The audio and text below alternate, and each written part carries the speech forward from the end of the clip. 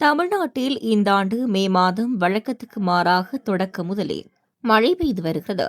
பொதுவாக வெப்பம் உச்சத்தில் இருக்கும் இந்த காலகட்டத்தில் இடையிடையே பெய்யும் மழை பொதுமக்களுக்கு சற்றே நிம்மதியை அளித்து வருகிறது.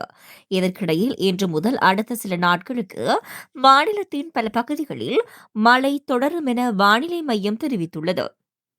இன்று தமிழகத்தில் பல இடங்களில் இடிமின்னலுடன் கூடிய லேசானது முதல் மிதமான மழை பெய்யக்கூடும்.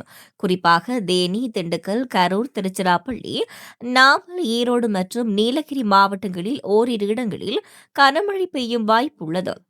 நாளை மாநிலம் முழுவதும் மிதமான மழை தொடரும் நிலையில் கோயம்புத்தூரில் மலைப்பகுதிகள், நீலகிரி, திருப்பூர், தேனி, தென்காசி, திருநெல்வேலி மற்றும் கன்னியாகுமரி மாவட்டங்களில் கனமழை பெய்யக்கூடும். மே 7 மற்றும் மே 8ஆம் தேதிகளில் மழை மேலும் பல மாவட்டங்களுக்கு விரிவடையும் என கூறப்பட்டுள்ளது. குறிப்பாக மேற்கு மற்றும் தென் மாவட்டங்களில் இடிமின்னலுடன் கூடிய கனமழை பெய்யும் வாய்ப்பு அதிகமாக உள்ளது.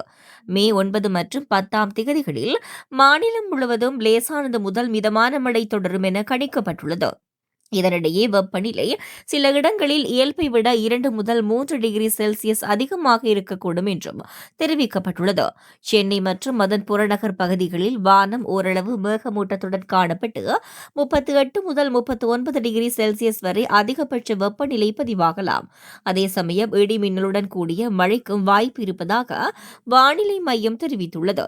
மொத்தத்தில் இந்த மே மாதத்தில் வெப்பத்தை விட மழை அதிகம் காணப்படும் நிலையில் அக்கினி நட்சத்திரத்தின் தாக்கம் இந்த ஆண்டு குறைந்து காணப்படுவதாக பொதுமக்கள் கூறுகின்றனர்.